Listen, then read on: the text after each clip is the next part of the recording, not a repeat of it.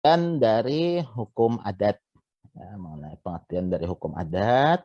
Nah, kemarin kita sudah menyampaikan juga pengertian hukum adat yang secara resminya, ya, secara resminya yaitu menurut Seminar Hukum Adat dan Pembinaan Hukum Nasional di Yogyakarta.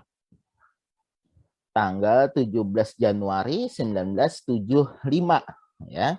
Nah, ujar pengertian menurut Seminar Hukum Adat ini, hukum adat itu adalah hukum Indonesia asli yang tidak tertulis dalam bentuk perundang-undangan Republik Indonesia yang di sana sini mengandung unsur agama. Ada jadi buku ini, kalau usah dicatat gen lah. Nah, ada jadi buku, nanti kalau sudah punya bukunya tinggal distabiloi aja, ya.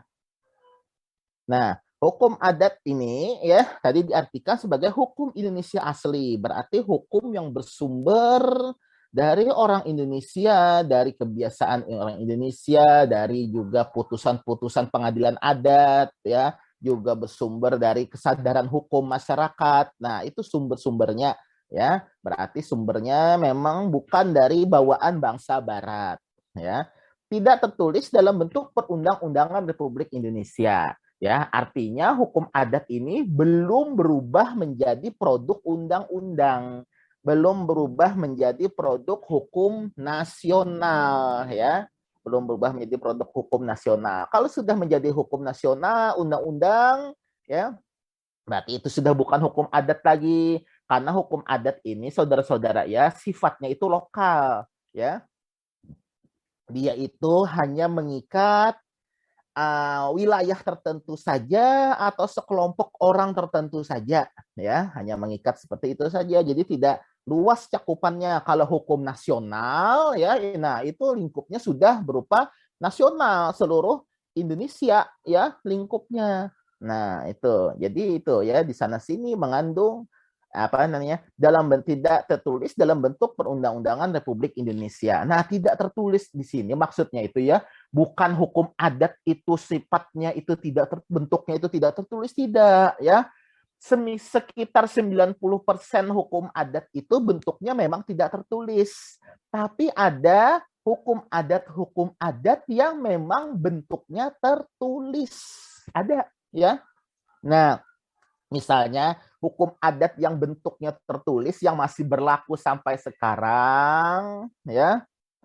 Nah, misalnya hukum adat Subak di Bali ya. Hukum adat Subak di Bali itu tertulis di atas lontar ya, daun pelepah lontar. Ditulis di atas pelepah lontar. Jadi pelepah lontar itu ya ditulisi pakai apa namanya ini? Pakai alatnya, pakai pisau, kemudian di pisau itu diukir di atas lontar tadi baru diberi pewarna ya. Nah, di situ. Jadi lontar ya, isinya tentang apa? Subak itu mungkin sudah kemarin ya, kuliah kemarin. Subak itu isinya tentang tata pengairan, irigasi jar kita ya. Pengairan di Bali. Nah, ya, misalnya isi subak itu untuk sawah A minggu ini dia mendapatkan jatah air. Minggu depan dia tidak dapat jatah air lagi. Jadi saluran airnya ditutup, saluran air untuk si B misalnya dibuka. Begitu seterusnya. Itu subak namanya ya, berbagi air. Nah, ini tidak boleh dilanggar ini ya, aturan hukum tidak boleh dilanggar ya. Tidak boleh kalau Bang si A misalnya merasa airnya tidak cukup lalu dia tetap buka misalnya apa namanya saluran air ke sawah dia. Nah, itu sudah melanggar aturan di dalam subak ya. Atau juga misalnya aturan keraton ya. Aturan keraton itu disimpan di serat keraton ya, keraton Yogyakarta yang saya maksudkan di sini ya. Keraton Yogyakarta itu ada serat keratonnya ya. Nah, itu mengatur tentang siapa saja yang berhak jadi sultan, siapa saja yang boleh jadi putra mahkota ya, calon sultan. Calon sultan itu tidak sembarangan ya. Dia hanya boleh menjadi sultan kalau dia itu adalah anak dari sultan dengan permaisurinya. Permaisuri itu berarti istri sah sultan, ya, istri sah sultan. Nah, istri sah sultan dengan permaisurinya. Permaisuri ini syaratnya ada lagi loh, ya. syarat jadi permaisuri sultan itu ada lagi. Tidak bisa orang-orang sembarangan yang jadi permaisuri sultan itu. Yang bisa jadi permaisuri sultan itu biasanya hanya orang-orang yang keturunan raja juga.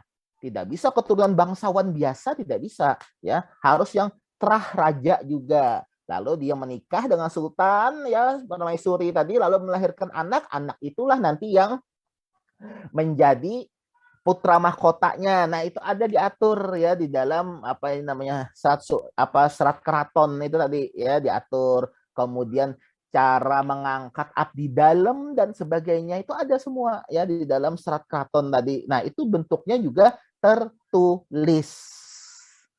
Bentuknya tertulis. Apalagi misalnya ya kalau saudara rajin membaca buku-buku ya sebelum Indonesia dijajah Belanda, ya belum Indonesia sih, Nusantara dijajah Belanda, itu kan banyak kerajaan-kerajaan yang berada di Nusantara ini. Kerajaan itu bisa diartikan sebagai negara, ya.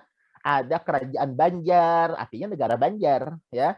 Kerajaan Banten, kerajaan Demak, kerajaan Aceh, kerajaan Samudra Pasai dan sebagainya, ya. Kerajaan Makassar juga. Nah, itu ada kerajaan-kerajaan itu kan mereka itu semuanya menggunakan aturan hukum adat, ya.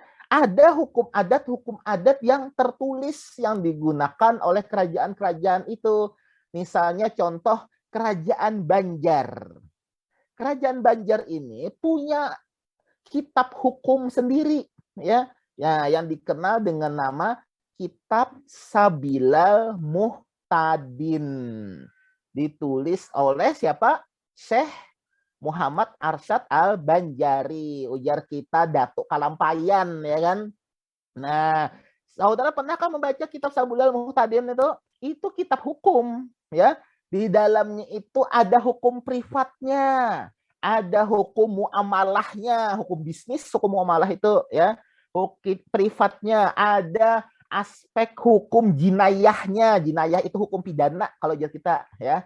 Kemudian ada aspek hukum siasahnya. Siasah itu kalau bahasa kita ilmu politik, ya. Di dalam kitab Sabilal Muhtadin itu termasuk sebenarnya kitab hukum adat dan itu dulu berlaku sebagai kitab hukum di kerajaan Banjar.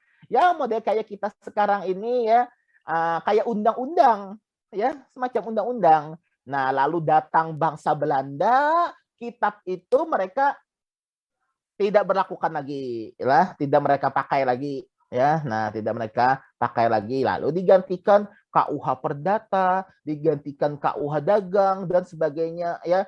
Nah, saudara jangan melulu kagum lah dengan orang Belanda pintarnya. Orang Belanda nih mengolah KUH pidana, mengolah KUH Perdata, KUH Dagang, tidak perlu kagum karena orang kita dulu pun juga sanggup membuat kitab hukum semacam itu. Contoh kitab Sabilal Muhtadin.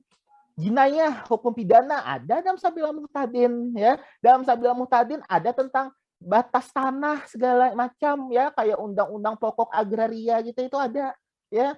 Ada juga misalnya tentang hukum perkawinan, syarat sah perkawinan dan sebagainya ada, ya. Atau misalnya tentang pengangkatan sultan, ya, sultan. Nah, tentang pengangkatan sultan dan sebagainya juga ada di dalam kitab Sabilal Muhtadin itu siapa aja yang boleh jadi sultan dan sebagainya. Kemudian yang namanya pemberontak itu apa, ya ada di dalam kitab Sabilal Muhtadin itu, ya. Nah, itu kitab hukum, ya. Itu dulu itu juga termasuk dalam ranah sistem hukum adat. Loh, Pak, itu hukum adat kah hukum Islam, Pak? Nah, saudara harus bisa membedakan, ya. Apakah mereka menggunakan hukum Islam? Nah, di situ mereka. Nah, di sini nanti kita yang menarik, ya. Karena di sini di dalam hukum adat kita itu selalu mengandung unsur agama, ya. Selalu mengandung unsur agama. Benar aja, itu kitab hukum, ya. Kitab hukum, kitab fikih ya orang bobohan pesantren menyebutnya, ya. Kitab hukum. Nah, tapi meskipun dia kitab hukum, ya dia itu ada unsur-unsur agamanya, ya banyak di situ, ya. Makanya kan Mbak penulisannya pun juga menggunakan huruf Arab, ya, tapi Arab Melayu. Nah, beda lah huruf Arab dari Arab sana dengan Arab Melayu itu ada beberapa perbedaan sedikit, ya.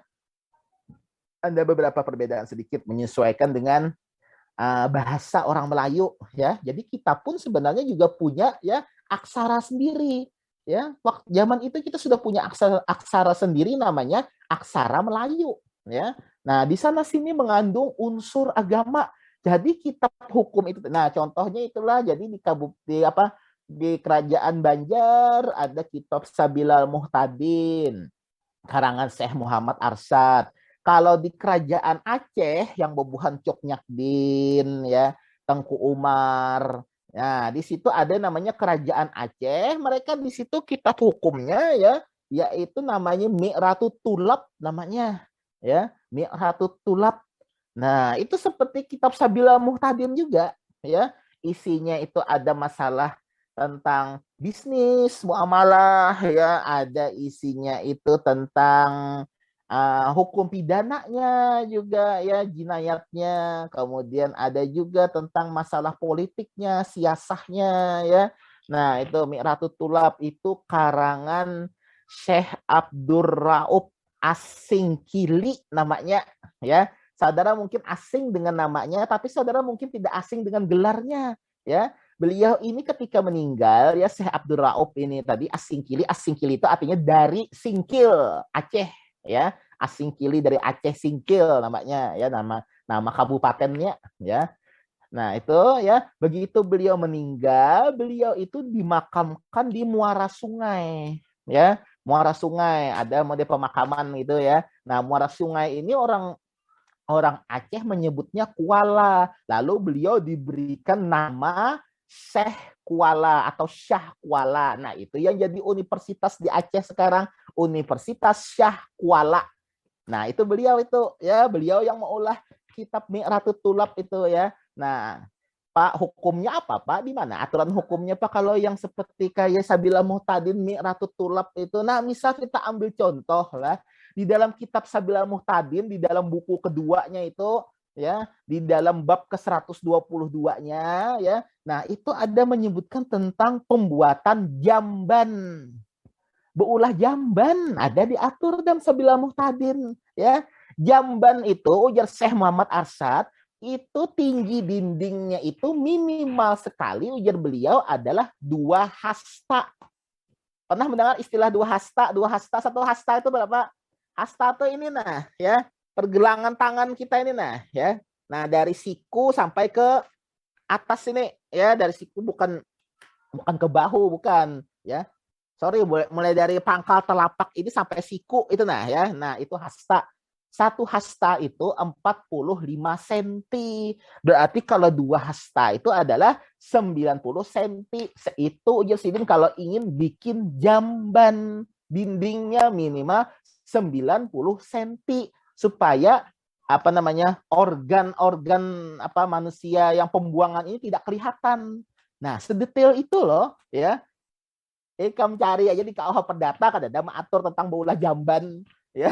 Tidak ada itu jamban, ya. Nah, ada cara mengolah jamban ada di dalam Sabilal Muhtadin itu, ya. Banyak itu, ya. Cara mengolah jamban, cara akad kalau jual beli, makanya di dalam orang Banjar itu muncul kebiasaan tukarlah ya, ujar yang menukar, juallah ujar yang penjual. Itu aturan di dalam Sabilal Muhtadin, ya. Aturan dalam Sabilal Muhtadin, tukar celah jar, ya jual jar. Nah itu aturan dalam Sabilal Muhtadin. Silakan lihat di buku 2-nya bab tentang muamalah, ya. Ada itu tentang apa namanya tentang jual beli orang Banjar ada di situ, ya. Atau misalnya di dalam tadi Mi'ratut Tulabnya orang Aceh ada di situ di dalam bab ke-54-nya tentang bugot namanya, ya. Bugot itu tentang pemberontakan. Jadi cara memperlakukan pemberontak bagaimana, perundingannya bagaimana, sanksinya apa untuk pemberontak, ada di situ diatur, ya. Sedetail itu. Kalau kayak kita di dalam KUH pidana mungkin ya bab tentang makar. Sering kan mendengar istilah makar ya. Nah, itu ada juga sebenarnya dalam Mi'ratut Tulab, ya. Ada sebenarnya. Dan saya kagum juga ya dengan tokoh-tokoh lama seperti itu ya kayak Syekh Abdul Raub dan juga Syekh Muhammad Arsyad itu ya, beliau itu bikin kitab itu sendirian aja, ya, sendirian aja. Nah, tidak melibatkan suatu majelis yang besar. Kalau kayak kita kan sekarang yang bikin undang-undang siapa? Pemerintah bersama-sama dengan DPR, ya kan? Nah, pemerintah bersama-sama dengan DPR. Beliau tidak. Beliau ini diberi tugas untuk bikin undang-undang. Yaitu lalu lahirlah Sabilal Muhtadin, lahirlah juga tadi Miratut Tulab, ya. Ada juga yang kitab apa itu yang ditulis Syekh Yusuf Al-Makassari, ya, di Makassar berarti ini ya. Nah, itu kan ada juga, lupa saya nama kitabnya apa itu ya, itu malah ada juga standar pembuatan kapal, ya. Kapal orang Bugis itu, ya, kapal orang Bugis itu ada beliau membuat standarnya di dalam kitab beliau itu, ya. Kapal orang Bugis itu asal saudara tahu ya, mereka itu tidak menggunakan paku. Tidak ada pakunya, ya. Paku baut itu tidak ada. Nah, jadi bagaimana Pak? Nah, mereka menggunakan kuncian-kuncian kayu, ya. Kuncian sudut-sudutnya itu sudah diatur oleh beliau di dalam kitab beliau itu. Jadi tinggal ikuti aja. Jadi orang Makassar itu ya perahu itu tidak pakai paku. Ya, yang lama itu tidak pakai paku mereka. Nah, tidak pakai paku. Jadi kuncian-kuncian sudut-sudut kayunya itu mereka sudah bisa mengukurnya. Nah, itu ya. Jadi mereka itu ya orang-orang seperti itu pada zaman dulu itu diberi tugas untuk bikin hukum. Ya, yang disebut kita hukum adat itu tadi termasuk tadi ya Mi'ratut Tulab, Sabilah Muhtadin dan sebagainya ya. Mereka itu dulu nama jabatannya disebut apa namanya? Nama jabatannya itu disebut dengan istilah mufti. Ya, mufti. Mufti ini ya saudara-saudara ya, ini adalah ciri khas biasanya ciri khas dari kerajaan Turki Ottoman. Ada orang-orang yang disebut sebagai mufti, orang yang membuat hukum, membuat undang-undang. Biasanya mufti ini membuat hukum undang-undang itu dasarnya itu adalah berdasarkan hukum Islam, ya. Tapi bukan hukum Islam itu bulat-bulat yang mereka masukkan dalam kitab hukum, tidak. Kayak Syekh Muhammad Arsyad Al-Banjari tadi ya, menentukan dinding jamban tadi, dinding toilet tadi minimal tingginya 90 cm ya beliau 2 hasta. Itu tidak ada di dalam Al-Qur'an, tidak ada. Saudara-saudara ya, dalam Al-Qur'an tidak ada, di dalam kitab, di dalam hadis pun tidak ada bahwa tingginya harus apa ini namanya? Harus 90 cm, itu tidak ada. Ya, itu adalah hasil pemikiran beliau. Nah, ya, itu kitab fikih namanya ya, tapi disebut juga sebagai kitab hukum karena mengandung hukum yang harus dijalankan oleh kerajaan itu tadi. Nah, makanya disebut mengandung unsur agama, ya. Nah, Pak, kalau mengandung unsur agama, Pak, ya, maka Pak kalau hukum itu bentuknya harus bebas, Pak. Nah, itu berarti saudara sudah terpengaruh pemikiran sekuler, ya. Kita orang Indonesia, kita tidak mengalami yang namanya apa namanya aliran sekulerisme itu tidak tertanam dengan kuat di negara kita. Kenapa? Karena sekuler itu adalah perkembangan puncak di masyarakat Eropa, ya. Masyarakat Eropa itu kan sekuler ya, dia memisahkan ujarnya hukumkah atau apakah itu tidak boleh ada unsur agamanya. Agama itu hanya boleh di dalam rumah peribadatan aja, ya. Hanya boleh ada di dalam rumah peribadatan aja. Nah, karena kenapa? Karena mereka tidak mengalami ya, kita Indonesia ini kita tidak mengalami nama masanya itu masanya Renaissance. Kita tidak mengalami itu ya, masa Renaissance. Nah, makanya lah sekuler itu ya itu hanya laku sebenarnya di Eropa Barat aja dan juga sebagian Eropa Selatan ya. Sekuler. Pernah dengar sekularisme memisahkan antara agama dengan kehidupan masyarakat ya. Nah, itu saudara ya, sekularisme itu periodenya panjang perkembangan awalnya ya. Perkembangan awalnya itu sekularisme itu muncul dari masa kegelapan awal mulanya, the Dark Age namanya ya. The Dark Age atau masa kegelapan ini ya, dia itu muncul pada masa itu ketika gereja sangat berkuasa di Eropa ya. Jadi segala ilmu pengetahuan ya dan sebagainya ya itu harus berdasarkan pada izin dari gereja. Tunggu sebentar ya.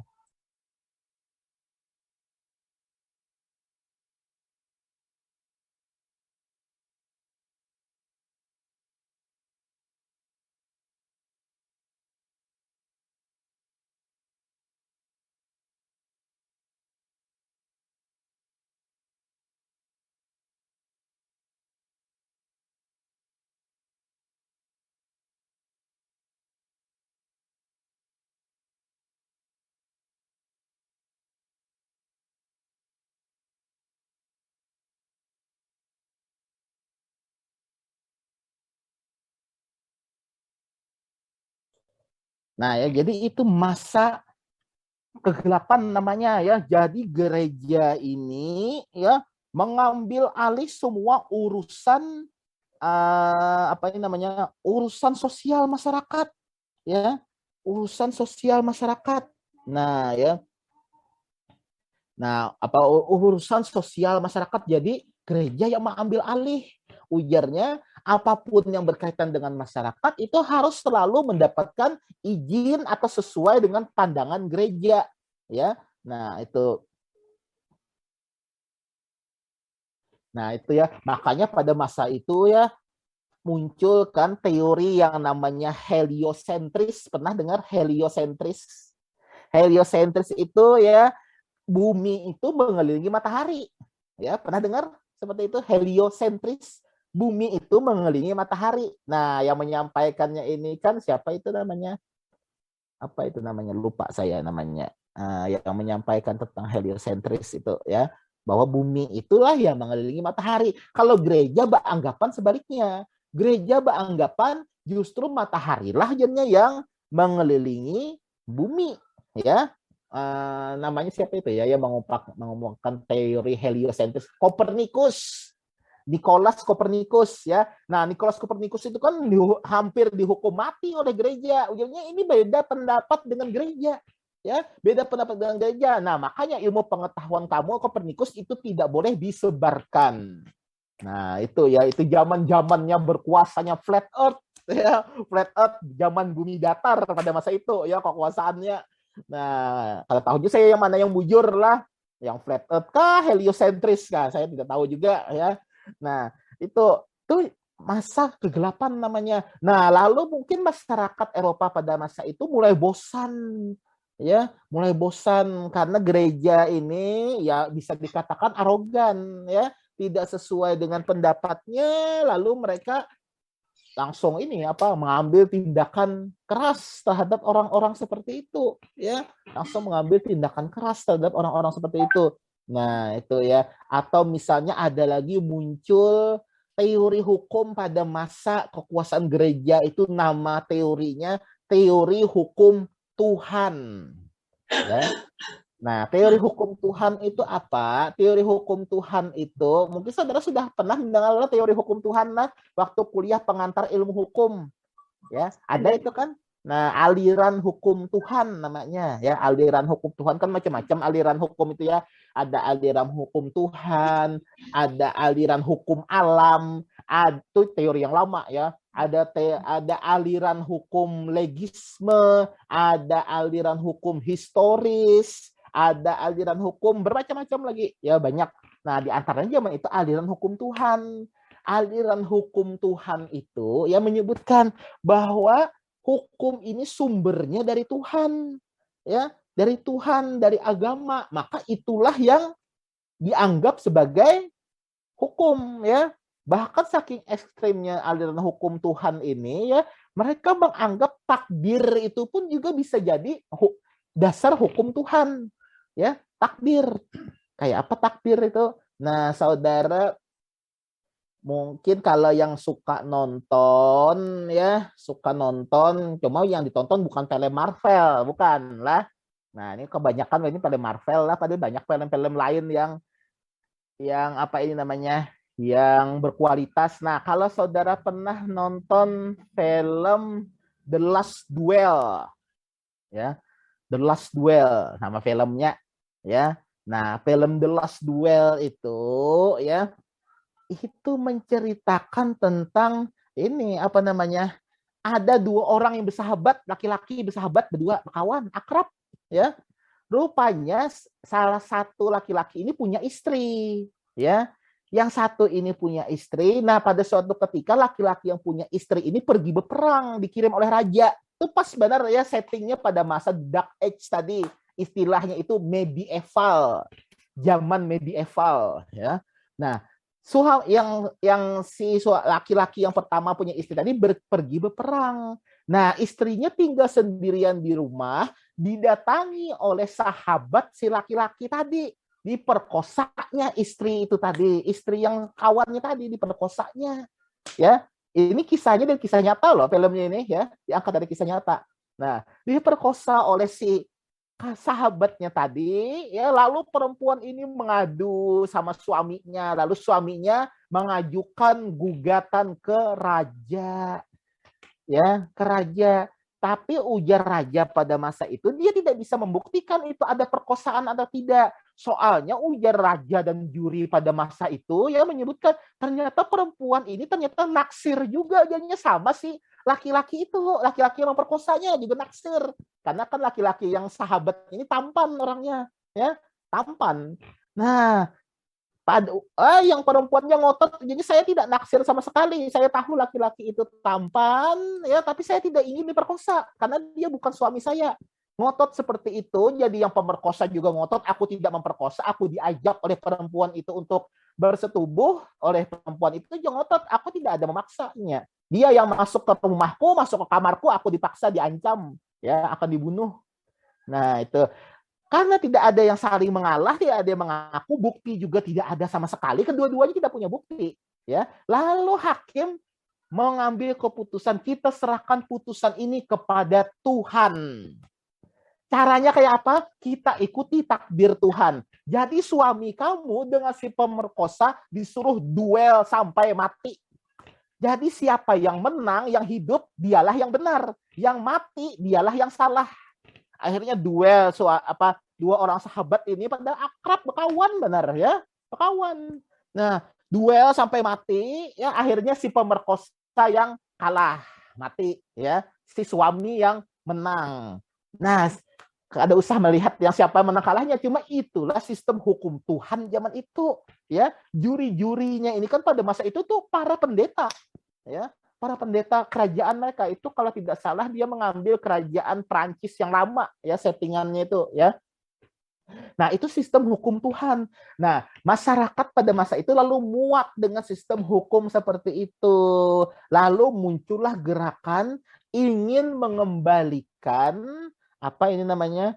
Ingin mengembalikan manusia itu kepada fitrahnya, yaitu bisa berpikir sendiri, ya, bisa berpikir sendiri. Nah, bisa berpikir sendiri artinya hukum itu tidak perlu terikat dengan gereja, tidak perlu terikat dengan takdir Tuhan kayak yang kasus tadi, ya. Nah, kalau hendak mencari filmnya, cari aja tulisnya di Google, nah ada The Last Duel. Saya nonton di Hotstar. Nah, ada itu, ya. Nah, pemainnya itu si Matt Damon, pemain terkenal juga, ya. Nah, jadi tidak ada lagi seperti itu diserahkan pada takdir Tuhan, ya. Tapi ujarnya hukum dan ilmu-ilmu yang lain, ilmu pengetahuan itu diserahkan pada manusia untuk menentukannya. Lalu muncullah namanya masa Renaissance. Gerakan mengembalikan manusia kepada fitrah Tuhan mereka. Mengembalikan manusia kepada fitrah sebagai manusia itu sendiri. Yaitu bisa berpikir, bisa berakal. Ujungnya akhirnya lahirlah sekularisme. Ujung dari Renaissance itu tadi. Nah, di negara kita, di Nusantara ini, di Indonesia, kita tidak mengalami masa itu. Ya, kita tidak mengalami masa-masa seperti orang Eropa. Kita tidak mengalami masa the Dark Age, ya, tidak. Ya, tidak mengalami Dark Age seperti itu. Memang benar aja hukum adat kayak yang di dalam kitab Sabil Muhtadin itu memang sumbernya dari agama, tapi dia tidak menyerahkan putusan tadi kepada Tuhan, tidak, ya. Seperti yang The Lost Duel kan disuruh duel, siapa yang menang dia yang benar, siapa yang kalah dialah yang salah, tidak seperti itu, ya. Ada aturan hukumnya tapi memang sumbernya dari agama. Kita tidak mengalami masa Renaissance, tidak ada kan mengalami masa Renaissance, ya. Coba aja saudara googling, ya, karya seni khas zaman Renaissance. Saudara akan melihat di situ ada lukisan Tuhan. Tuhan loh dilukisnya, ya. Adam and the God judulnya, ya. Itu mereka bentuk protes kepada gereja. Mereka ingin melecehkan gereja sebenarnya pada masa itu, ya. Nah, itu karena mereka ingin memisahkan diri dari gereja, ya. Nah, itu lalu muncullah yang namanya sekularisme tadi. Negara kita tidak mengalami itu. Makanya negara kita tetap mengandung unsur agama di dalam setiap aspeknya, termasuk aspek hukum. Ya. Nah, itu jadi mengandung unsur agama. Kita tidak mengalami Renaissance, apalagi sekularisme. Sekularisme ini dia harus bersumber dari Renaissance dulu. Ya, urutannya harus dari Renaissance dulu. Kalau tidak mengalami itu, jangan harap sekularisme itu laku di sini. Banyak loh ya, tokoh-tokoh sekularisme itu ingin mengajarkan sekularisme di Indonesia ini banyak ya, tapi tidak pernah laku. Bahkan ada beberapa dosen kita loh ya yang coba-coba mengajarkan sekularisme kepada saudara di kuliah ini ada. Saya tahu ada beberapa dosen yang memang mengajarkan sekularisme, tapi aku yakin paling-paling hanya beberapa orang mungkin nanti yang menerimanya, ya. Hanya beberapa orang mungkin yang nanti menerima. Tapi selebihnya ya itu tadi, karena orang kita ini tidak bisa dipisahkan dari yang namanya agama. Nah, itu ya karena itu tadi ada prosesnya dan negara kita tidak melalui proses seperti itu. Nah, selanjutnya pertanyaan selanjutnya, Pak, apa hubungannya agama dengan hukum adat, Pak? Maka kan beda itu, Pak. Nah, di sini lalu muncullah beberapa teori hubungan antara hukum adat dan agama. Silakan nanti kalau di bukunya ada bisa saudara stabiloi aja nih, perhatikan aja gini lah ya, simak aja penjelasan saya. Jadi kan usah uyuh mencatatnya ya, capek nanti mencatatnya. Nah, ada beberapa hubungan antara hukum adat dan agama. Agama di sini saya tidak membatasi hanya Islam, tidak ya. Ini agama-agama yang ada apa saja ya. Entah itu Hindu kah, Buddha kah, atau mungkin Katolik kah, atau mungkin Protestan kah, atau mungkin agama-agama asli Indonesia. Misalnya Kaharingan kah, Wiwitan kah, atau masalah Dayak itu apa namanya? Apa namanya Dayak itu? Kaharingan ya, Kaharingan kah? Tidak ya, semua agama yang saya maksud di sini ya, bukan hanya Islam aja. Cuma kebetulan teori-teori ini bersinggungan dengan agama Islam ya. Teori ini kebetulan bersinggungan dengan agama Islam karena bisa dikatakan pada masa itu ya, kerajaan kerajaan di Nusantara ini ketika Belanda datang itu kebanyakan berupa kerajaan Islam ya, Kesultanan Banjar, Kesultanan Aceh, Kesultanan Paigaruyuang, Kesultanan Banten, Kesultanan Demak, Kesultanan Jogja, itu kerajaan-kerajaan berciri khas Islam. Makanya disebutnya Kesultanan ya. Kesultanan Maluku ya kan. Nah, Kesultanan Makassar, Sultan ya kan. Sultan itu kan apa namanya? Dari bahasa Arab ya kan. Nah, sultan kekuasaan ya. Nah, dari kesultanan-kesultanan itu. Nah, lalu makanya nanti hukum ini banyak bersinggungan nanti dengan agama Islam sebenarnya, cuma sama kok dengan agama yang lain begitu juga. Dengan Kaharingan, dengan Wiwitan, dengan yang namanya Kejawen juga ya. Banyak bersinggungan itu dengan agama-agama itu nanti ya. Nah, apa sih hubungan adat dan agama? Nah, hubungan adat yang pertama ada satu teori namanya teori receptio in complexu namanya. Pencetusnya adalah Winter dan Salomon Kaiser. Nah, kalau saudara baca PIH, pengantar ilmu hukum, Winter dan Solomon Kaiser ini ya, dua orang tokoh pendukung ajaran hukum Tuhan. Ya, Winter dan Salomon Kaiser, mereka ini pendukung ajaran atau teori hukum Tuhan. Nah, di Nusantara ya, teori ini diterapkan oleh Van den Bosch. Nih, Van den Bosch ya. Van den Bosch menerapkan teori ini di wilayah Batavia. Jadi Van den Bosch ini ya saudara-saudara ya, dia ini adalah seorang gubernur jenderal Belanda di Batavia. Batavia ini mengurusi kerajaan Pulau Jawa ya, mengurusi Pulau Jawa Batavia ya. Nah, Van den Bosch. Nah, Van den Bosch ini ya, dia ini dapat tugas dari kerajaan Belanda untuk membuat kitab hukum untuk orang pribumi, untuk orang lokal, orang Indonesia asli yang tinggal di Batavia. Ya, ingatlah ciri khas bubuhan negara kayak Belanda, Belgia, Prancis itu mereka selalu ingin adanya yang namanya kitab hukum, ya, kayak KUH Perdata. Kalau di Belanda kan yang baru ini kan ada New BW ya kan, New BW, BW yang baru ya. Nah, selalu ada kitab hukum. Jadi orang Van den Broek ini dapat tugas disuruh bikin kitab hukum untuk orang Indonesia asli. Kalau untuk golongan Eropa sudah ada ya kan KUH Perdata ya kan sudah ada hukum dagang WVK segala ya sudah ada. Untuk orang Indonesia asli apa? Nah, lalu Van den Broek ini mungkin dia terpengaruh dengan ajarannya Winter, Kaiser ini tadi, dia menyebutkan ujar Van den Broek ya, hukum itu sumbernya dari agama. Hukum itu sumbernya dari agama, termasuk hukum adat. Ya, makanya dia sebutkan bahwa hukum adat itu ujarnya adalah resepsi. Resepsi ini artinya serapan. Ya, hukum adat itu adalah serapan atau resepsi seluruhnya dari ajaran agama.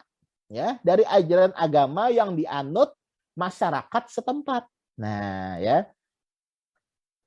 Nah, resepsi dari agama yang dianut, serapan dari agama yang dianut dari masyarakat itu. Beliau mengartikan ya bahwa hukum adat itu adalah hukum agama ya. Jadi hukum agama itu berubah jadi hukum adat. Beliau mengartikan seperti itu oleh Van den Broek ini. Nah, rupanya karena itu anggapan seperti itu lalu ya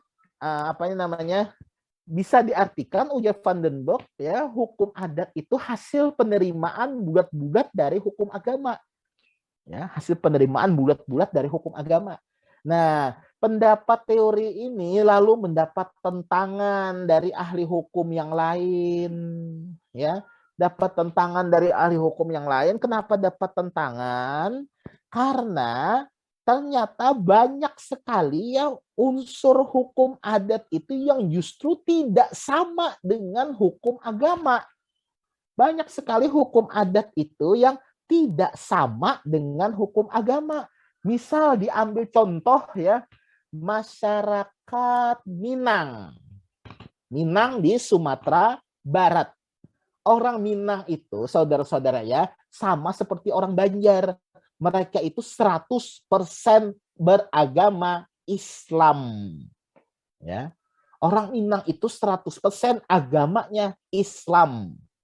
Nah, selanjutnya ya, apakah sistem hukum orang Minang itu adalah hukum Islam? Kita lihat dulu. Orang Minang itu yang berhak mewaris itu hanya istri. Jadi kalau suami meninggal belum keluar pewarisan lagi.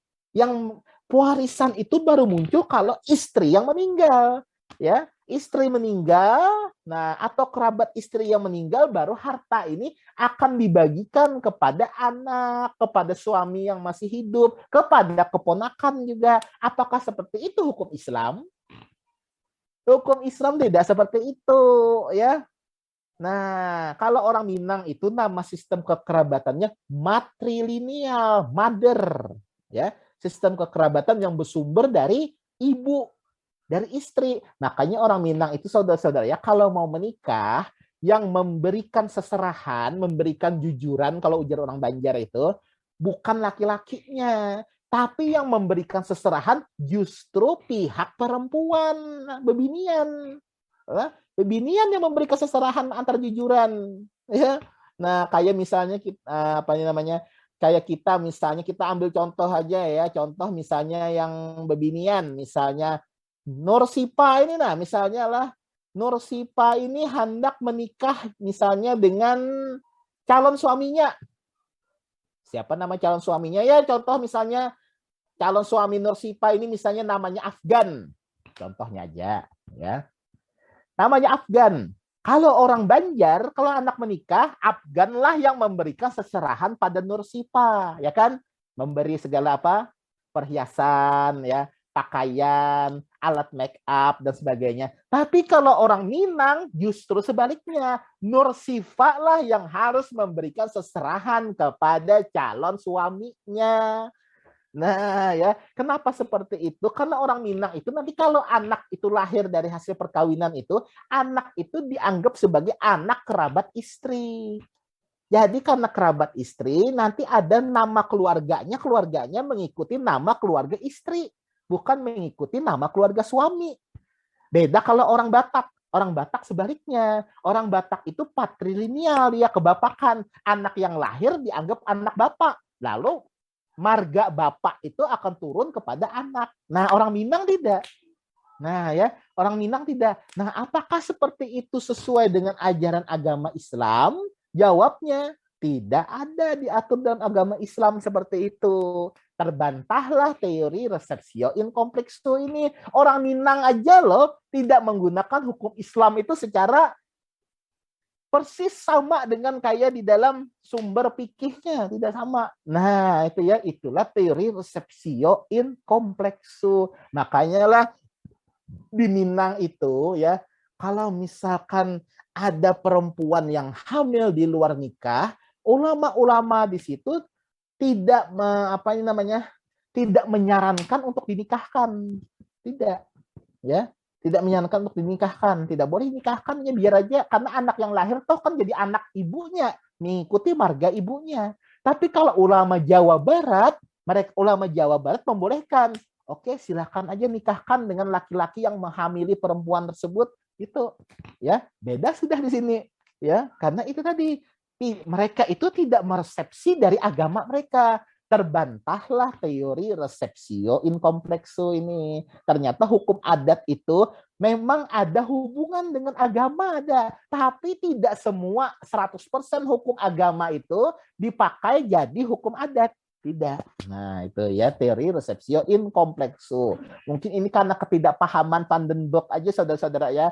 Ketidakpahaman dia dengan kondisi sosial masyarakat Indonesia, ya, dia mungkin mempelajari sistem hukum Tuhan yang dibawa oleh Winter dan Kaiser ini tadi, ya. Nah, dia mempelajarinya ya berdasarkan gaya Eropa juga. Nah, di situ kekeliruannya. Lalu teori yang kedua adalah teori resepsi. Resepsi itu serapan ya artinya. Teori ini diajukan oleh Snokhurgonje dan Van Vollenhoven sebagai sanggahan terhadap teori receptio in complexo. Jadi teori ini yang membantahnya, ya, membantah teori receptio in complexo tadi, ya, teori resepsi. Karena itu tadi berdasarkan pengamatan di lapangan ternyata hukum adat ini tidak lahir dari agama, tidak, ya. Nah, ujar teori resepsi ini justru kebalikannya. Ujar teori resepsi yang namanya hukum yang hidup di masyarakat itu, ya, adalah hukum adat, ya, hukum adat. Jadi hukum agama ini, ujar teori resepsi, ya, baru bisa berlaku di masyarakat jadi hukum adat kalau hukum agama itu tidak bertentangan dengan adat. Hukum agama itu baru bisa menjadi hukum adat kalau hukum agama itu tidak bertentangan dengan hukum adat. Saya ulangi, yang namanya uji teori resepsi, ya, bahwa agama itu bisa menjadi hukum kalau dia tidak bertentangan dengan adat. Jadi kalau adat membolehkan, baru bisa berlaku hukum agama. Tapi kalau adat tidak membolehkan, tidak boleh hukum agama itu berlaku. Ini teori resepsi, ya. Teori resepsi ini dianggap sebenarnya tidak objektif, ya. Tidak objektif. Kenapa tidak objektif? Karena teori resepsi ini dia mengandung unsur politik hukum, ada politik hukum di dalamnya, yaitu apa? Teori resepsi ini awalnya diperkenalkan oleh Snokhurgonje untuk memecah belah masyarakat Aceh dan masyarakat Sumatera Barat, ya, untuk memecah masyarakat Aceh dan masyarakat Sumatera Barat. Kenapa digunakan teori ini? Karena pada masa itu, ya, di Minang dan di Aceh terjadi konflik sosial, dan konfliknya lumayan parah pada waktu itu, berperang mereka. Konfliknya apa? Di Aceh dan Minang ini ada kumpulan orang-orang, ya, yang disebut namanya itu kaum Padri. Kaum Padri ini kaum yang ingin menerapkan hukum Islam secara keseluruhan di masyarakat.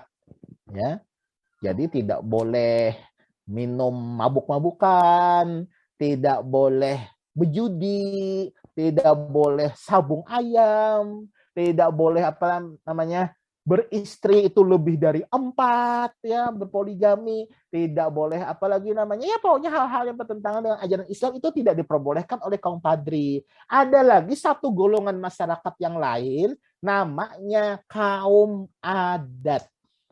Ya. Namanya kaum adat. Kaum adat ini ya adalah kumpulan orang-orang yang masih ingin menggunakan adat di kehidupan mereka masing-masing. Ya, kalau adat yang tidak bertentangan dengan agama tidak apa-apa. Ini masalahnya ada adat-adat yang tidak boleh yang ada adat-adat yang bertentangan dengan ajaran agama. Misalnya tadi ya saya ada adat berjudi, ya, judi sabung ayam, judi pacuan kuda, ya taruhan. Kalau lomba balap kudanya boleh. Ya, dalam Islam balap kuda itu boleh, tapi yang tidak boleh itu taruhan balap kuda, itu yang tidak diperbolehkan, ya. Kemudian apalagi ini namanya suka minum minuman keras, ya, minuman keras tradisional kan namanya apa? Tuak, ya, tuak. Nah, itu adalah hal-hal yang dilarang oleh agama, ya. Tapi kaum adat karena beranggapan ini sudah jadi adat istiadat, ya, tetap dijalankan. Lalu muncullah teori resepsi ini, ya. Uji teori resepsi ini, kaum Padri, kalian tidak boleh memaksakan agama kepada masyarakat. Kalau masyarakat itu tidak ingin menerima agama itu, maka itu tidak bisa dipaksakan pada mereka. Lalu kaum adat ini merasa didukung oleh Snohordronje, didukung oleh Belanda, lalu mereka bangga, ya, senang. Nah, lalu terpecahlah dua masyarakat ini tadi, lalu perang mereka, ya. Sudah berperang lemah, baru Belanda bisa datang dengan mudahnya menaklukkan dua kaum yang saling berperang ini. Nah, itu asal mulanya, ya, asal mulanya. Nah, jadi itu teori resepsi, ya. Jadi uji teori resepsi itu agama ini minta izin dulu dengan adat, boleh tidak diberlakukan aturan agama. Kalau ujar adat boleh, tidak bertentangan dengan adat istiadat, baru aturan agama itu boleh diterapkan. Misal kita ambil contoh lah, di dalam agama Islam dilarang minum minuman keras. Minum tuak, minum amer, minum wine, ya, minum apa lagi? Narkoba dan sebagainya. Tapi kalau di masyarakat adat, ya, oh boleh aja minum tuak, itu tidak apa-apa ya, tidak memabukkan, ya. Atau misalnya makan babi, ya. Yang namanya babi itu babi yang warna pink, kalau yang hitamnya itu bukan babi, itu namanya celeng. Ya, kalau ujar adat itu celeng, bukan babi. Nah, berarti kalau agama Islam melarang babi, ujarnya kalau celeng dibolehkan oleh adat, berarti celeng halal. Ya, itu menurut teori resepsi. Ingat saudara-saudara ya, teori resepsi. Karena adatlah yang apa namanya harus memberikan izin pada agama, boleh tidak diterapkan. Kalau bertentangan dengan hukum adat, berarti hukum agama itu tidak boleh diberlakukan. Versi teori resepsi, namanya aja teori ya, jangan saudara mengira itu pasti benar. Teori ini selalu bisa terbantahkan, ya, selalu bisa terbantahkan. Nah itu, nah ini sini ya ada sudah penjelasan saya. Nah, kemudian teori yang ketiga, yaitu teori receptio a contrario. Teori ini adalah bentuk perlawanan terhadap teori resepsi. Ini bisa diartikan ya, contrario ini lawan dari teori resepsi. Teori lawan dari teori resepsi, ya, teori receptio a contrario. Jadi teori resepsi tadi awalnya adalah lawan dari receptio in complexu. Teori resepsi sendiri kemudian dapat lawan dari teori receptio a contrario, ya. Nah, teori receptio a contrario ini pencetusnya salah satunya, banyak sebenarnya pencetusnya ya, kebanyakan adalah orang Indonesia, ya. Pencetusnya adalah Kiai Haji Hazairin. Ya. Kiai Haji Hazairin. Nah, ya. Ujar beliau ya, receptio a contrario ini ya. Nah, menjelaskan bahwa hukum adat itu ya itu sesuatu yang berbeda, tidak boleh dicampur adukkan dengan hukum agama, sehingga keduanya mesti tetap terpisah. Ya, jadi tetap terpisah. Porsinya ada. Ini adat, ini agama. Ya, ini adat, ini agama. Jadi ujar Hazairin ini karena dia terpisah, tidak ada yang saling mengalahkan. Ya, tidak ada yang saling mengalahkan. Kalau kayak teori resepsio in complexo tadi kan agama ini yang menang, adat itu belakangan. Kalau teori resepsi kebalikan, adat ini yang diutamakan, agama yang harus dikalahkan. Tapi kalau ujar teori resepsio a contrario, adat dan agama itu ya ini sesuatu sistem hukum yang berbeda. Ya, tidak bisa dicampur adukkan. Jadi karena berbeda, dua sistem ini adalah sistem pilihan bagi masyarakat. Ya, sistem pilihan bagi masyarakat, pilihan hukum untuk orang di Nusantara. Kenapa muncul ada pilihan hukum ini? Karena perlu saudara ingatlah, meskipun orang Indonesia ini semuanya beragama, tapi tidak semua orang Indonesia paham agamanya. Banyak loh orang Islam yang tidak bisa sholat. Banyak. Ada yang bisa sholat, malas. Sholat wajib 5 waktu yang digawi paling-paling maghrib, ya paling-paling maghribnya aja karena rame kan biasanya masjid itu kalau maghrib ya, lalu ikut maghribnya aja, subuh tidur, zuhur kuliah, asar uyuh awak sudah, maghrib yang orang banyak, kalau isya bang, isya tuh kekanyangan pak habis makan malam, nah ada orang seperti itu, ya beragama ya dia bisa sholat, tahu bacaan sholat, ya tidak menjalankan ibadah agama. Ada yang seperti itu? Adakah di antara kawan kalian seperti itu? Nah, biasanya orang-orang seperti ini dia tidak bisa dipaksakan mengikuti hukum agama. Tidak bisa. Ya, orang-orang tidak taat seperti ini dia tidak bisa dipaksakan mengikuti hukum agama. Kenapa? Karena hukum agama ini biasanya yang menjalankan dengan sadar itu adalah memang orang-orang yang paham agama. Ya, paham agama dan taat agama. Mungkin ada yang paham tapi tidak taat, tapi ada juga yang taat tapi tidak paham, ada juga. Ya, ada. Nah, hanya orang yang paham dan taat pada agamanya itulah yang biasanya memilih menjalankan hukum agama. Tapi kalau untuk orang yang tidak taat, dia tidak bisa dipaksa untuk taat pada aturan agama, ya. Tidak mau dia dipaksa untuk mengikuti aturan agama. Kenapa? Karena dia tidak paham agamanya. Kayak saya ambil contoh tadi ya, rekan saudara yang sholatnya cuma sholat maghrib aja, dia mungkin tidak paham hukumannya apa kalau tidak sholat subuh, ya, tidak sholat zuhur, tidak sholat asar, tidak sholat isya, mungkin dia tidak paham. Atau mungkin paham, cuma dia tidak takut. Biar aja, kawal aja Pak Ai. Kalau sudah tuha, karena sholat 5 waktu tuh, sekarang dia cukup maghrib aja dia sudah syukur dan hakun sholat. Ya, ada yang seperti itu. Ya, ada yang seperti itu. Nah, ya. Jadi untuk orang-orang yang tidak paham ini ujar Hazairin digunakanlah sistem hukum adat.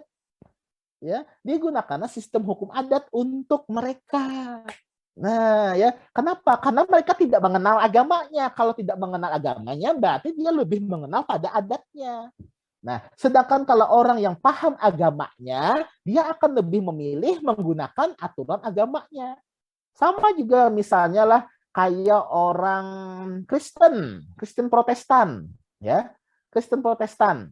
Nah, ada kemarin mahasiswa kita yang meneliti itu, ada orang-orang Dayak yang Kristen Protestan, tapi dia tidak mau menikah di gereja, tidak mau dia. Ulun Pak Eka pernah ke gereja, sama dia, ya, padahal agamanya Kristen, dia tidak mau ke gereja. Ya, tidak mau. Jadi saya menikahnya, Pak, menurut nikah adat Dayak aja.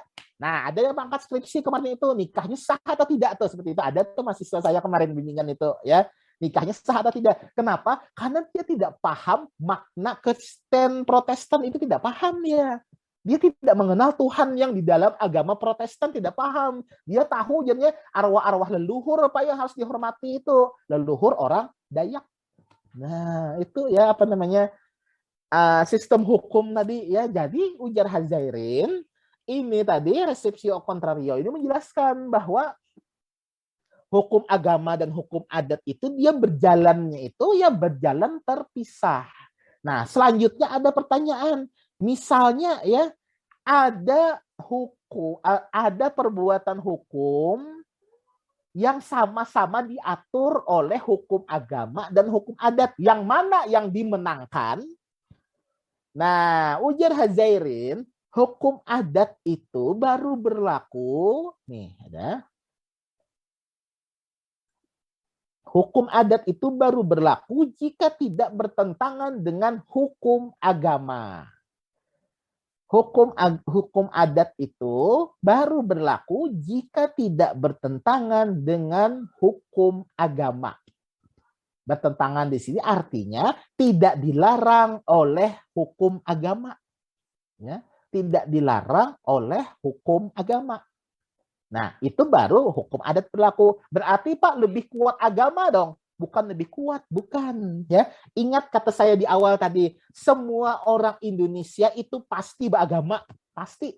Cuma yang membedakan mungkin ada yang taat, ada yang tidak. Karena mereka pasti beragama, maka hukum adat ini, hukum agama ini diutamakan dulu, ya. Baru hukum adat yang menyusul belakangan, ya. Menyusul belakangan. Kenapa? Karena biasanya kan agama ini sifatnya universal ya, saudara-saudara ya, sifatnya universal. Nah, ya, tapi kalau hukum adat itu biasanya sifatnya lokal. Nah, makanya diutamakan hukum agama. Misal kita ambil contoh lah, tadi orang Minang. Orang Minang tadi sistem kekerabatannya adalah perempuan. Jadi yang bisa mewariskan ini hanya istri aja kepada anak-anaknya. Ya, pewarisan itu hanya dari istri kepada anak-anaknya. Nah, ya, suami ini hanya menerima bagian dari istri aja. Nah, orang Minang agamanya Islam. Pertanyaannya, ya, adakah di dalam ajaran Islam yang melarang sistem pewarisan seperti orang Minang itu ada tidak? Sistem matrilineal yang hanya memberikan warisan adalah pihak istri saja, ada tidak? Jawabnya tidak ada. Dalam agama Islam tidak ada dilarang hanya istri aja yang boleh jadi pewaris terhadap anak-anak, tidak ada. Tidak disebutkan. Berarti boleh aja dong ujar Hazairin ya, tidak bertentangan dengan ajaran Islam. Silakan aja berlakukan gaya matrilineal untuk orang Minang ya. Hanya istri yang bisa jadi pewaris, hanya istri yang boleh jadi ahli waris. Kalau di dalam Al-Qur'an itu kan sistemnya bukan matrilineal, tapi namanya sistemnya parental untuk kedua orang tua. Ya. Jadi ayah meninggal, ayah jadi pewaris, ibu jadi ahli waris. Kalau ibu yang meninggal, ibu jadi pewaris, ayah jadi ahli waris. Tapi kalau orang Minang tidak. Orang Minang itu kalau ayah meninggal, ayah ini tidak jadi pewaris. Tidak. Yang jadi pewaris itu kalau ibu yang meninggal. Baru ada ahli waris. Ya, ahli warisnya adalah suami dan anak-anak dan ponakan. Itu yang jadi ahli warisnya nanti. Ya, ada tidak larangan itu di dalam Al-Qur'an dan hadis? Ada tidak? Jawabnya tidak ada. Ujar Hazairin, berarti boleh aja.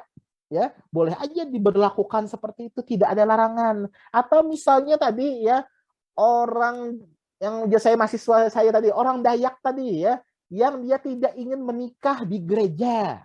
Ya, yang tidak ingin menikah di gereja ya, dia ingin menikah secara adat saja. Kira-kira kalau menurut ajaran Kristen Protestan dibolehkankah atau dilarang nggak? Nah, sekawan mahasiswa saya itu membahasnya. Kalau dibolehkan tidak ada aturannya, tidak ada Pak. Tapi dilarang pun juga tidak ada. Dilarang pun tidak ada. Ya. Nah, Kristen Protestan itu hanya mensyaratkan orang yang menikah ini sudah ada pembaptisan lebih dulu, ya. Pembaptisan lebih dulu. Masalah pemberkatan itu ujar mereka tidak harus di gereja, boleh aja sampai mengikuti upacara adat diberkati dulu, ya, pemberkatan dulu boleh, ya. Nah, berarti ujarnya ini tidak bertentangan dengan hukum gereja. Tidak bertentangan dengan hukum gereja karena tidak ada larangannya. Beda seperti ini saudara-saudara ya, misalnya pernikahan sesama jenis. Ada itu dilarang. Dalam Al-Quran ada dilarang ya pernikahan sesama jenis. Di dalam aturan gereja juga ada larangan pernikahan sesama jenis ya, dilarang. Nah, itu jelas ada larangannya. Tapi kalau ini tidak, menikah di luar gereja sah atau tidak? Sama aja kayak pernikahan orang Islam ya, menikah di luar KUA sah tidak? Sah aja Pak, kami anak di rumah nikahnya Pak Eyer. Nah, itu sah aja karena tidak ada larangan. Nah, itulah teori receptio a contrario ya. Jadi uji teori receptio a contrario ini, hukum adat itu diperuntukkan ya untuk orang-orang yang mungkin tidak memahami lebih dalam tentang agamanya. Sedangkan hukum agama diperuntukkan untuk orang yang paham betul-betul dan taat pada ajaran agamanya. Dan juga misalnya ada konflik antara sistem hukum yang dua ini, maka yang diutamakan dulu adalah hukum agama. Selama tidak dilarang oleh hukum agama, maka hukum adat itu tetap boleh diberlakukan. Ya, nah itu. Jadi itu apa namanya?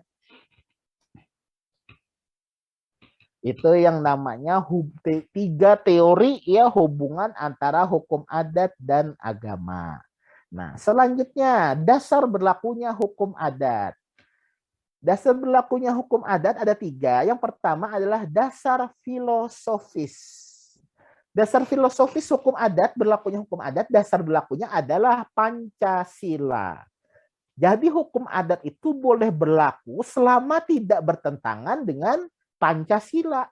Ya, hukum adat apapun selama tidak bertentangan dengan Pancasila boleh tetap berlaku. Sebaliknya kalau hukum adat itu tidak sesuai dengan Pancasila, maka hukum adat itu tidak boleh diberlakukan. Ada apa contoh hukum adat yang bertentangan dengan Pancasila? Ada. Ya. Nah, misal kita ambil contoh ya. Dulu sekali sebelum ada perjanjian Tumbang Hanoi ya. Ada hukum adat di masyarakat Dayak itu namanya adalah ngayau. Pernah dengar ngayau? Ngayau itu sistem hukum adat kalau orang itu ada berkonflik dengan musuhnya, diselesaikan dengan ngayau, maka kepala musuhnya tadi boleh dipenggal. Kepalanya dipenggal, bawa pulang, taruh di depan rumah. Ya, boleh seperti itu. Nah, jadi kalau ada konflik atau apa segalanya, bunuh musuhmu, potong kepalanya, selesai sudah masalahnya. Ya, kira-kira itu bertentangan tidak dengan Pancasila? Bertentangan dengan sila keberapa? Sila kedua, kemanusiaan yang adil dan beradab. Saya tanya, memenggal kepala orang itu beradab tidak?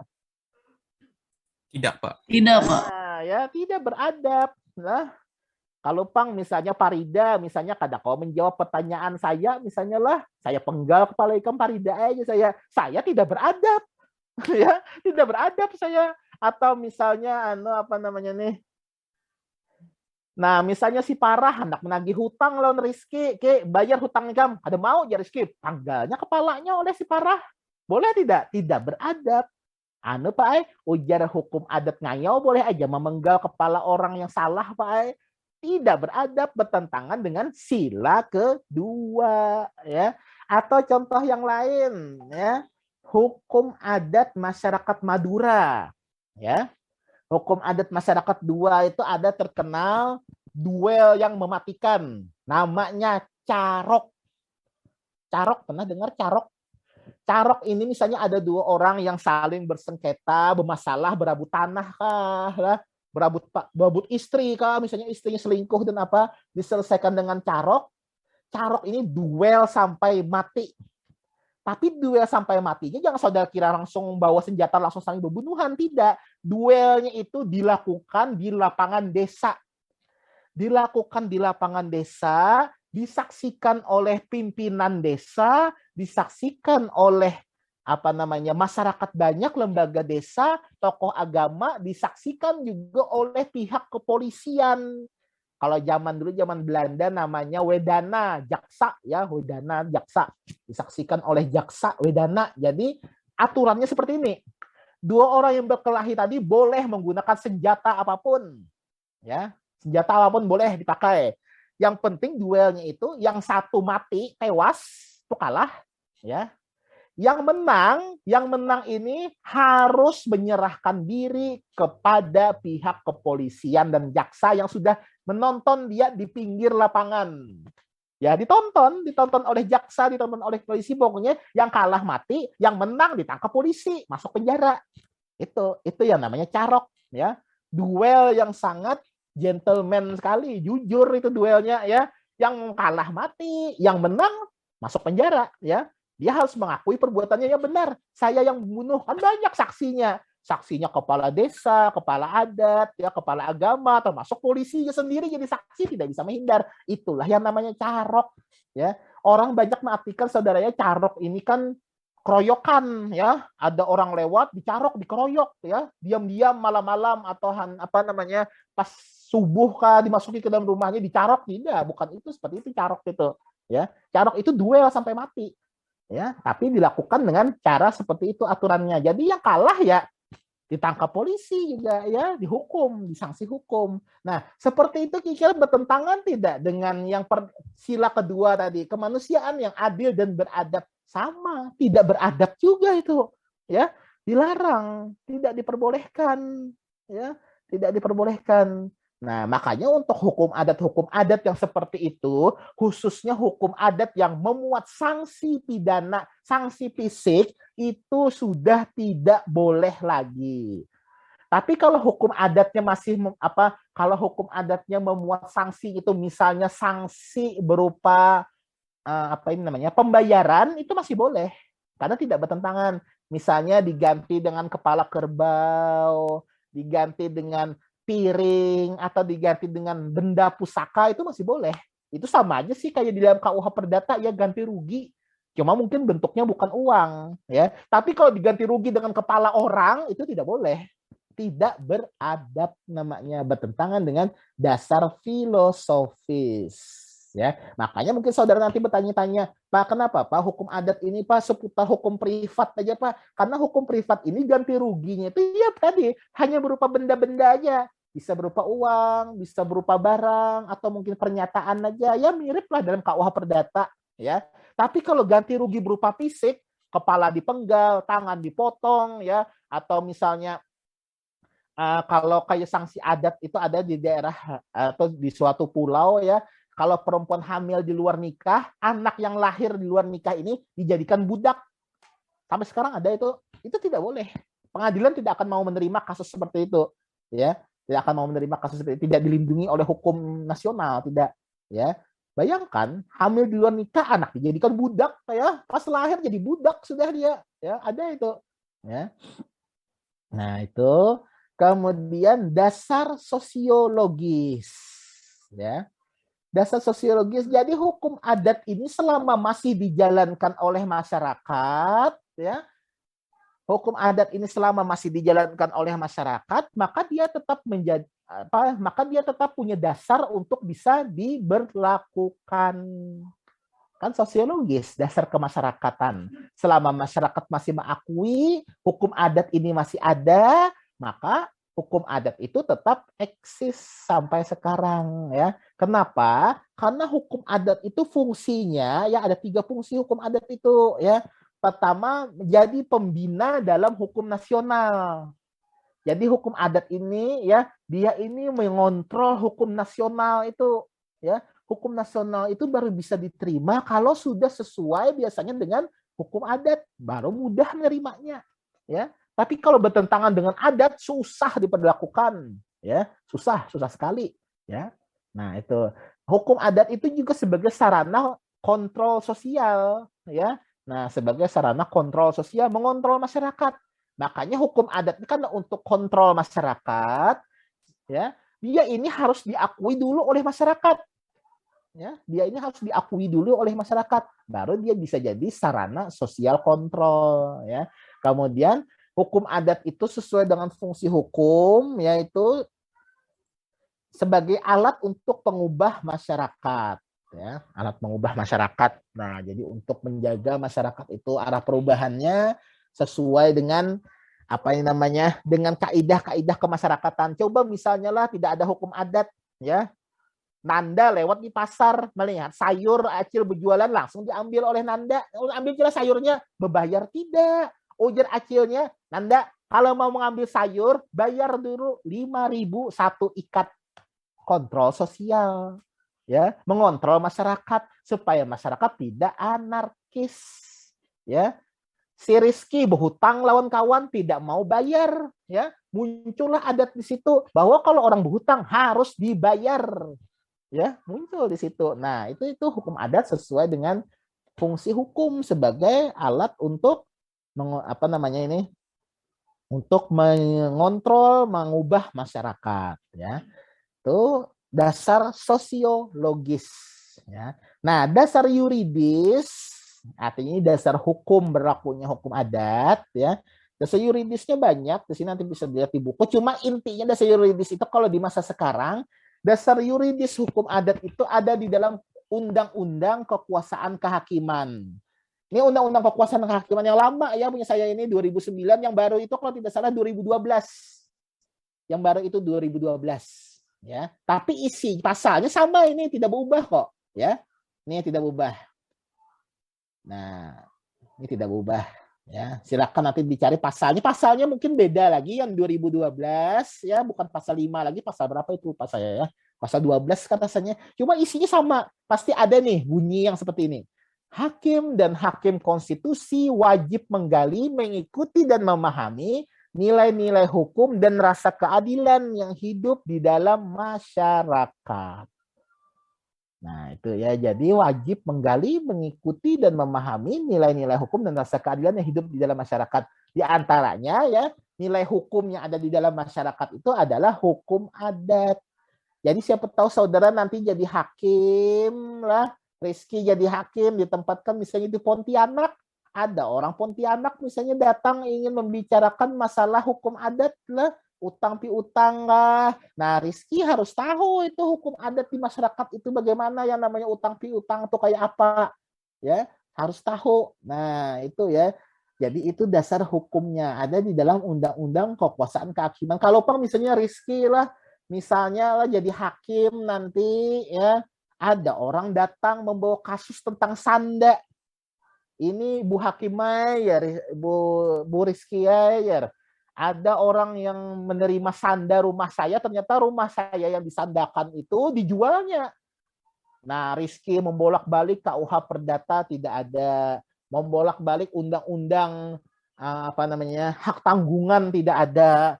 Ada Bu Ainah ya Rizky ya, tidak ada tentang sanda. Maaflah, kasus ibu saya tolak, itu tidak boleh Rizky ya. Seorang hakim harus mencari hukum yang ada di masyarakat di luar dari undang-undang. Kalau ada undang-undangnya tidak masalah, ya. Tapi kalau di luar undang-undang itu yang harus mencari. Makanya hakim itu wajib juga nanti meneliti, sama kayak dosen juga, ya. Nah, itu. Jadi hakim itu wajib mencari ya hukum yang hidup di masyarakat, rasa keadilan yang hidup di masyarakat juga. Nah, itu jadi itu dasar hukum berlakunya hukum adat. Nah, selanjutnya sumber-sumber hukum adat. Nah, ini tidak ada di slide saya, ini tidak ada, tapi ada di dalam buku saya di dalam halaman 16. Yang sudah punya buku saya silakan lihat halaman 16. Ini tidak ada di slide saya ya. Makanya saya katakan di slide saya ini tidak lengkap ya. Slide saya ini tidak lengkap. Nah, ya sumber-sumber hukum adat bisa dibuka di halaman 16 ya. Saya tutup aja lah karena sudah tidak ada lagi. Nah, saya diktekan aja ya sumber-sumber hukum adat. Sumber hukum adat itu, paham sumber itu artinya apa? Sumber itu artinya tempat di mana kita bisa menemukan hukum. Tempat di mana kita bisa menemukan hukum, itu yang namanya sumber hukum ya. Hukum Islam, sumbernya dari mana? Al-Quran, hadis, ijtihad, qiyas. Ya. Nah, hukum Islam. Kalau hukum KUH Perdata, sumbernya dari mana? Sumbernya dari KUH Perdata, kitab hukum ya, yang sebelumnya berupa namanya Kode Sivil.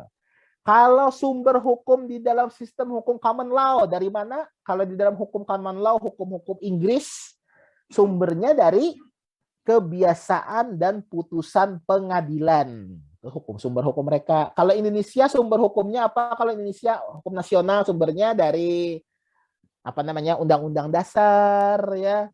Kemudian dari undang-undang, peraturan pemerintah, keputusan presiden sampai peraturan desa ya, peraturan daerah provinsi, peraturan daerah kota, lalu peraturan desa di bawahnya ya. Nah, kalau hukum adat sumbernya dari mana? Sumber hukum adat yang pertama adalah kebiasaan. Kebiasaan. Kebiasaan itu apa? Kebiasaan adalah suatu perilaku yang dilakukan secara berulang-ulang. Kebiasaan adalah suatu perilaku yang dilakukan secara berulang-ulang dan seyogianya perilaku itu wajib diulang. Dan seyogianya perilaku itu wajib diulang. Dan seyogianya perilaku itu wajib diulang. Koma.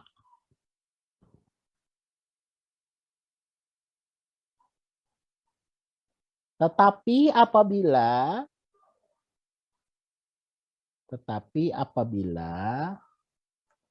perilaku itu hanya dilakukan sekali,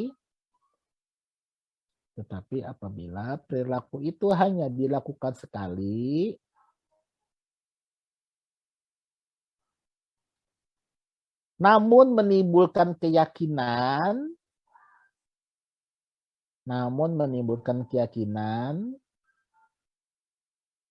bahwa perilaku itu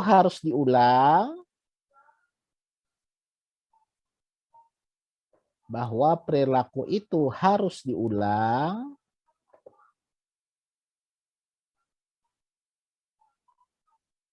maka itu juga disebut dengan kebiasaan.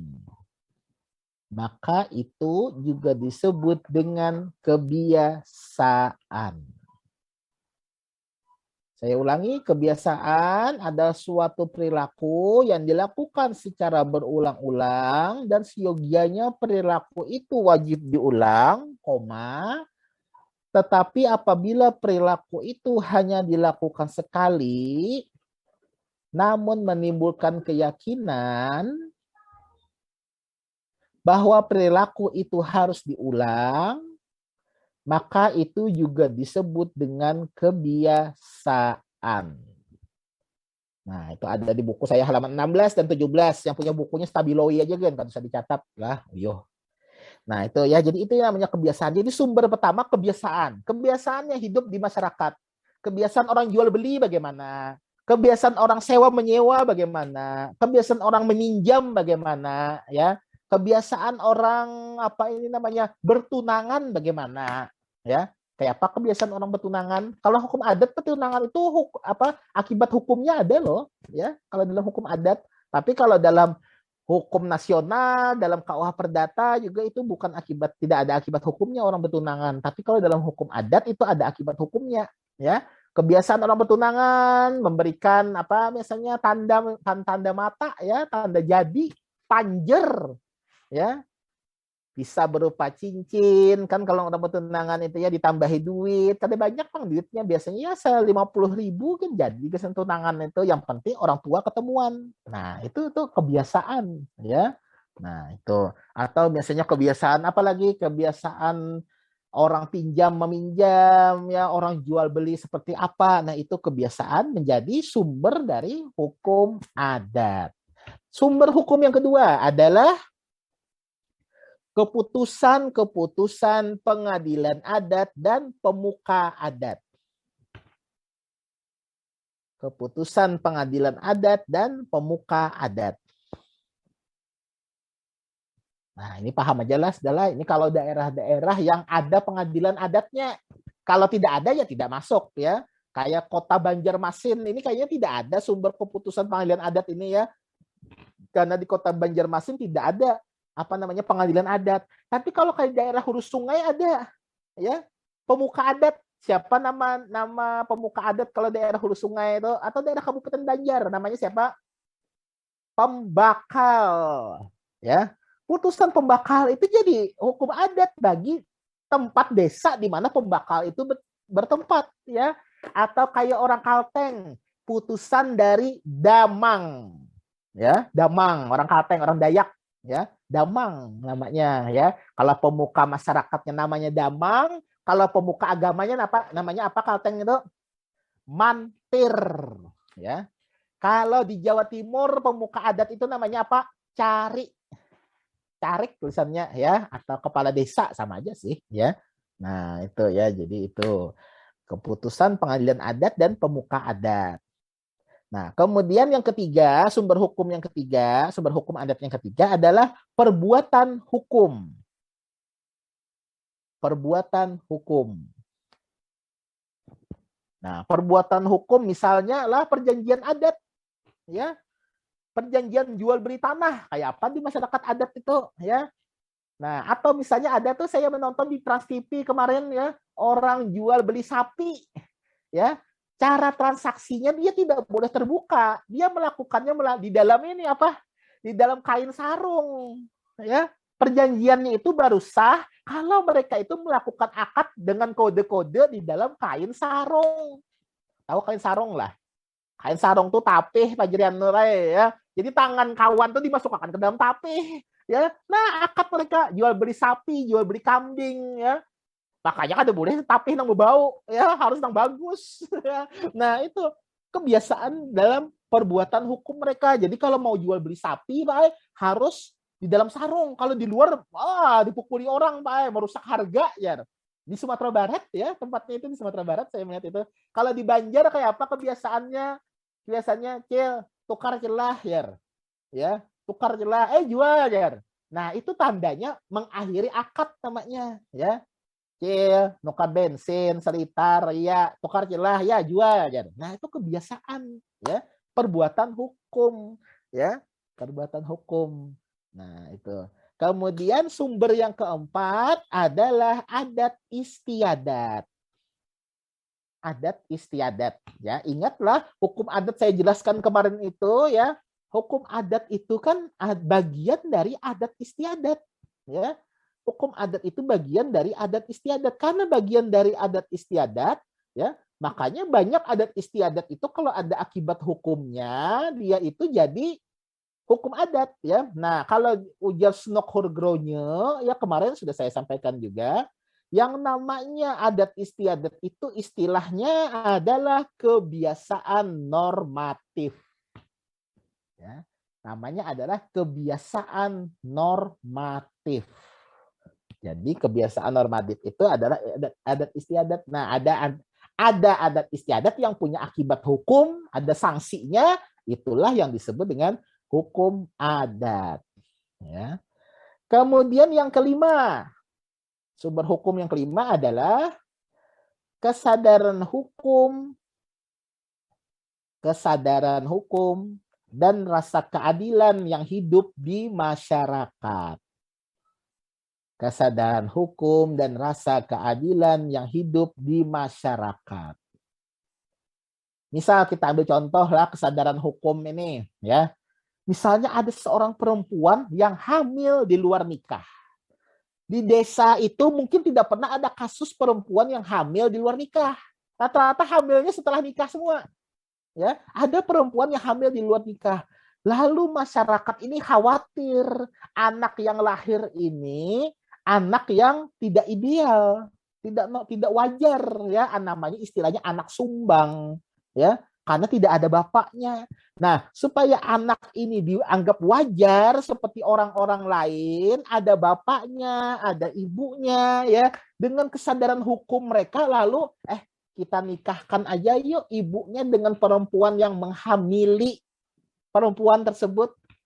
Kita nikahkan yuk perempuan yang hamil itu dengan laki-laki yang membuahi si wanita tersebut. Atau misal, nah itu namanya kawin paksa istilahnya, ya. Dalam hukum adat istilahnya kawin paksa. Kesadaran hukum muncul karena ada perempuan yang hamil di luar nikah, muncullah namanya kawin paksa, ya. Dipaksa menikah dengan perempuan yang hamil tadi, si laki-laki yang menghamili tadi. Jadi jangan salah artikan kawin paksa itulah kawin yang dipaksa. Misalnya si Rizka dipaksa kawin lawan Jimin misalnya, bukan seperti itu kawin paksa itu. Kawin paksa itu perempuan sudah hamil dulu, lalu dia dipaksa kawin dengan laki-laki yang menghamilinya, itu kawin paksa. Kadanya Rizka kan dipaksa kawin lawan Jimin. Pada mau Pak, pada hendak Jimin kada bungas jelek. Ada bukan itu yang namanya kawin paksa, itu tuh kawin paksa bukan kesadaran hukum, bukan. Nah, kira-kira Rizka kada hakun kira lah disuruh kawin non Jimin lah. Kebungasan Pak, kada seimbang lawan ulun ya. Ya itu ulunnya yang kebungasan ya Rizka, Jiminnya kalah dengan ulun lah. Nah, itu. Atau misalnya tidak dapat laki-laki yang menghamili perempuan tadi, muncullah nama lembaganya kawin darurat. Ya, laki-lakinya lari, tidak mau mengawini perempuan tadi. Lalu muncullah namanya lembaga kawin darurat. Kawin darurat itu perempuan yang hamil di luar nikah tadi dinikahkan dengan siapapun laki-laki yang mau mengawininya, siapa aja. Ada peduli muhanya kayak Jimin kah, nang kayak Fajrianur aja kah muhanya misalnya, ada kayak Muhammad Setiawan, kada peduli, pokoknya siapa nah hendak aja udah Jimin ulun aja menikahi, kawin darurat namanya itu, ya. Meskipun bukan dia yang membuahi, namanya kawin darurat. Pak, kalau tidak ada Pak, laki-laki yang mau, cari pokoknya asal lelakian aja. Biar orang gila gitu, asal dia bisa mengucap ijab kabul, sah nikah mereka. Ya. Biar orang gila, bayangkan, biar orang gila asal saking daruratnya tadi. Pak, kalau terdapat orang gilanya Pak, biasanya pimpinan kepala desa yang akan menikahi perempuan tersebut. Nah, itu ya, itu nama lembaganya kawin darurat. Nah, ini ada dalam buku saya tentang kawin darurat itu. Ada di dalam mana ini ya? Tentang kawin darurat. Nah, ada di dalam halaman 40 ya. Kawin paksa itu Van Vollenhoven menyebutnya Getwohen Huwelijk namanya. Kawin darurat itu istilahnya not huwelijk. Ada bahasa Belandanya ya. Jadi jangan anggap remeh ini loh, ini akibat hukumnya ya. Muncul dari kesadaran hukum tadi. Kasihan nih anak yang lahir tidak ada bapaknya. Ya, kasihan anak yang lahir ini tidak ada bapaknya. Nah, ya jadi harus ada bapaknya, ya. Biar yang lelakian asal-asalan aja, ya. Asal-asalannya yang penting lelakian mau menikahi. Nah, itu namanya kawin darurat. Muncul karena kesadaran hukum tidak ingin anak yang lahir itu tidak punya bapak. Nah, itu ya. Itulah ciri khas hukum adat, itu tidak ada loh di dalam kayak common law, tidak ada. Ya, di dalam Eropa kontinental, dalam KUH Perdata tidak ada seperti itu. Ini muncul karena masyarakat sedang perlu nih, ya, perlu ada sesuatu yang tidak beres, harus kita seimbangkan, harus kita bereskan. Nah, itu ya. Oke, sampai sini ada yang ingin ditanyakan dulu? Ada yang kurang jelas? Presensi sudah saya siapkan di Simari, silakan buka ya, nanti diisi, waktunya sampai 9.30 tuh saya beri. Ada yang ingin ditanyakan?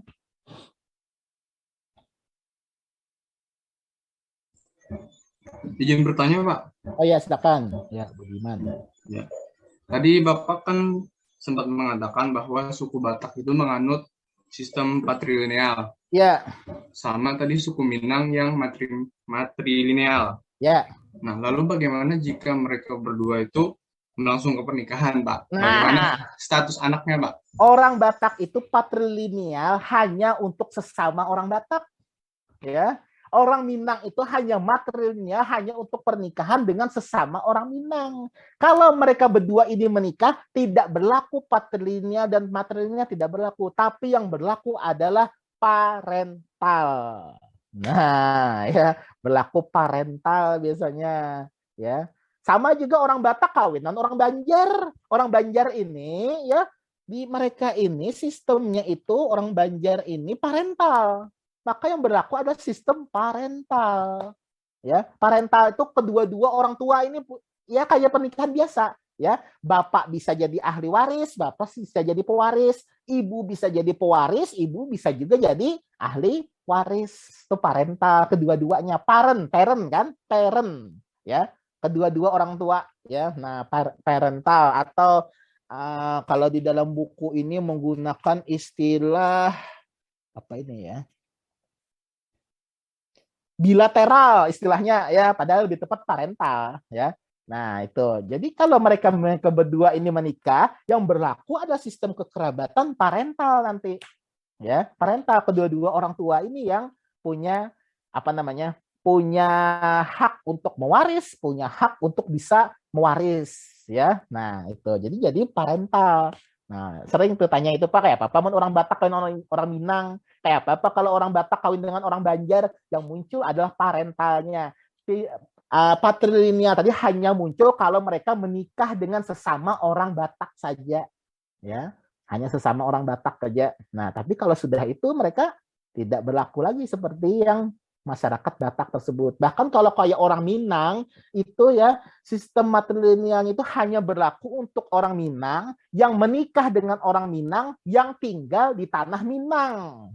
Kalau orang Minang lebih sempit lagi, tidak. Kalau sudah keluar dari tanah Minang, mereka boleh menerapkan sistem parental.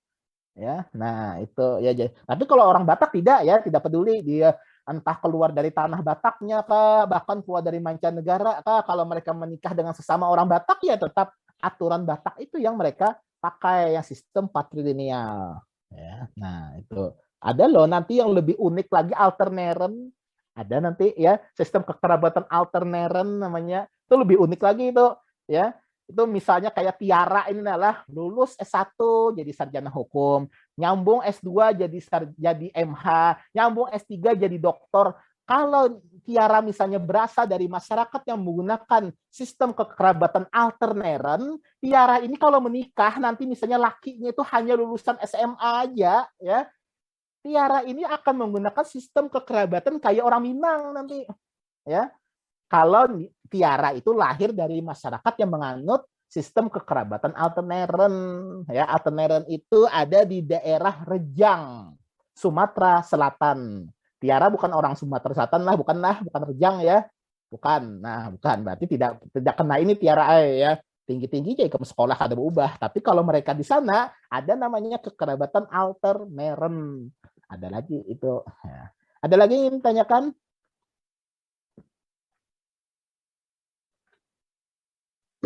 Bertanya Pak, Ya.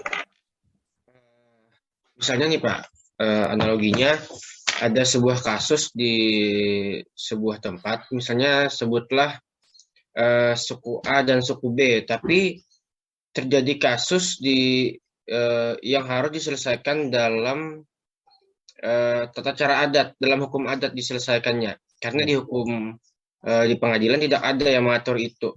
Nah, untuk penyelesaiannya itu Pak, apakah menggunakan hukum adat dari A atau hukum adat dari B? Cukup Pak. Terima kasih. Eka Muhammad Setiawan, harus tahu suku apa yang A itu, suku apa yang B. Saya kan bisa menjawab. Kan bisa ya. Cuma yang perlu saudara garis bawahi ya, biasanya hukum adat ini berlaku bersifat lokal. Ya, di mana ada kejadian hukum, maka di tempat itulah hukum adat, di tempat itulah yang digunakan. Misalnya ada anggota suku A berkelahi dengan anggota suku B, dilakukan di wilayah suku C, maka digunakanlah biasanya hukum adat suku C untuk menyelesaikan perkelahian mereka. Kalau berkelahi A dengan B di wilayah A, maka lingkup hukum adat di wilayah A itu yang digunakan. Kenapa? Karena nanti kita ada bicara itu nanti mengenai ini apa namanya, religio magis ya, religio magis. Nah ya, religio magis. Jadi religio magis itu ya untuk menjaga keseimbangan di wilayah di mana perbuatan hukum itu dilakukan ya, di wilayah di mana perbuatan hukum itu dilakukan ya. Nah, misalnya lah ada transaksi jual beli, kada usah nang pidana gitu ya, jual beli aja. Jual beli oleh suku A dengan suku B yang dilakukan di wilayah suku C misalnya, maka biasanya aturan adat di suku C itu yang dipakai. ya. Nah, aturan hukum adat di wilayah suku C itu yang dipakai karena sifatnya lokal, ya, sifatnya lokal. Kalau ada kejadian hukum ya yang bukan berhubungan dengan hukum keluarga, ya. Nah, apalagi lebih bagus kalau saudara memberi contoh sukunya apa, ya, lebih mudah itu. Nah, cuma itu hukum adat itu sifatnya lokal, ya. Hukum adat yang mana yang dipakai? Nah, itu nanti ya saudara ya, ada nama mata kuliah tersendiri namanya hukum antar tata hukum, hatah di semester 4. Ada itu hatah namanya ya. Jadi hukum misalnya tadi ya ada 2 orang yang masalah bersengketa tanah misalnya ya, tanah milik anggota suku A dengan milik anggota suku B terjadi di wilayah misalnya di wilayah daerah suku B, maka sistem hukum adat di suku B lah yang dipakai. Di mana tempat kejadian perkaranya terjadi ya, karena sifatnya lokal ya. Makanya lah kayak orang apa namanya? Misalnya kayak orang Jawa ya, orang Jawa yang tinggal di Banjar, biasanya mereka jarang menggunakan sistem bagi waris dengan sepikul segendong, jarang. Ya, jarang. Mereka biasanya akan ikut-ikutan memakai gaya sistem hukum adat Banjar juga. Ikut-ikutan karena memang tertarik dengan sistem hukum adat orang Banjar, ya. Seperti itu ininya apa namanya? Lingkupnya lokal hukum adat itu, ya, lingkupnya lokal. Nah, itukah maksudnya, ya? Ada lagi yang ditanyakan? Jadi Izin tergantung bertanya, Pak. tempatnya. Oh ya, silakan Hafijah. Di masa sekarang kan masyarakat kita kebanyakan mengalami modernisasi. Beberapa suku bahkan mulai tidak seberapa mengangkat nilai-nilai adat lagi. Misalnya seperti Jakarta karena Itu adat istiadat. Hafijah, itu adat istiadat lah. Itu adat ya. istiadat. Nah, ya. Apakah hukum adat akan tergerus jika adat istiadatnya tuh hilang juga? Apakah berpengaruh atau tidak? Apakah berpengaruh? Ingat tadilah adat istiadat tadi, sumber hukum adat yang nomor 4. Masih ada sumber hukum adat yang lain. Masih ada kebiasaan, masih ada putusan pengadilan adat, masih ada perbuatan hukum, masih ada kesadaran hukum. Banyak aja masih sumbernya Hafijah. Biar adat istiadat hilang kan ada masalah. Ya, tidak masalah. Adat istiadat hilang, masih ada sumber hukum yang lain. Kebiasaan masih ada, kesadaran hukum masih ada, putusan pengadilan masih ada, ya, perbuatan hukum juga masih ada, masih banyak yang lain, tidak usah khawatir, ya. Nah itu makanya kalau cuma adat istiadat, dan biasanya adat istiadat ini ya kayak di kota besar mungkin hilang, tapi hukum adat pasti dipakai karena tadi orang masih perlu kesadaran hukum, orang masih ada kebiasaan, orang mungkin masih ada yang namanya perbuatan hukum yang turun-temurun, ya. Perbuatan hukum yang sudah turun-temurun. Nah, itu sumber hukumnya. Jadi, kalau cuma hilang satu adat istiadat aja tidak masalah. Tidak masalah, ya. Nah, itu. Jadi itu ya, apa namanya, sumber hukum yang saya sebutkan yang 5 tadi, kalau cuma hilang satu aja tidak apa-apa. Bisa lah, kalian menghilangkan kebiasaan, bisa lah. Bisa tidak saudara menghilangkan kebiasaan? Tidak bisa. Kayak apa cara menghilangkan kebiasaan? Ya, cara menghilangkan kebiasaan tidak bisa saudara menghilangkannya. Paling-paling berganti. Kebiasaan bisa berganti, tidak bisa dihilangkan. Ya, tidak bisa dihilangkan. Nah, jadi tidak pengaruh ya dengan apa namanya? Dengan perkembangan zaman. Hukum adat ini punya sifat dinamis dia, ya. Kalau dahulu mungkin orang berantar jujuran itu ya adatnya yang diserahkan jujuran itu kalau bahari orang sapi. Ikam Hafijah dibari orang sapi masih hakun lah. Hafijah jar pacarnya, ikam hakun lah jujuran, saya beri sapi. Pada mau jar Hafijah itu sudah habis, kan ada lagi kebiasaan seperti itu. Kalau sekarang orang berantar jujuran itu yang ngeyer. Pakaiannya yang modern kada boleh. Ya pakaian adat yang warna kuning itu tidak boleh, ya, modern. Kan aku pakai hijab, kasih aku hijab. Kasih aku sepatu, kasih aku ini dan sebagainya. Kalau perlu tambahin iPhone berapa? iPhone 13 tambahin serahan misalnya. Nah, itu masih ada tapi mengikuti kebiasaan-kebiasaan yang berkembang. Kada mau lagi Hafijah dibari sapi. Kamu kada bisa Hafijah mengingu sapi. Kada nyaman-nyaman memelihara sapi. ya, memberi makannya rumput, belum lagi buang air, ya, membersihinya. Itu kebiasaan orang Bahari, ya, berubah. Ujar Hafijah, jangan sapi deh, belikan yang seharga sapi aja, iPhone 13 misalnya 30 juta, udah, itu kebiasaan, ya. Mana ada orang tunangan ini mau diberi sapi, ya. Nah, itu kan kebiasaan itu, ya. Jadi dia berkembang sesuai masyarakatnya. Mungkin aja adat istiadat yang lama mungkin sudah tidak ada lagi, ya, hilang sudah. Tidak ada lagi. Nah, tapi kalau untuk adat istiadat yang baru itu muncul terus ya. Nah, itu. Ada lagi yang lain? Izin bertanya, Pak. Ya, silakan. Yang lain sambil Apakah ngisi absen lah, yang lain lah. apakah ada suku yang mengadopsi atau memakai hukum adat suku lain, Pak? Hukum apakah ada? Oh, bukan mengadopsi lagi, bercampur. Tercampur ya.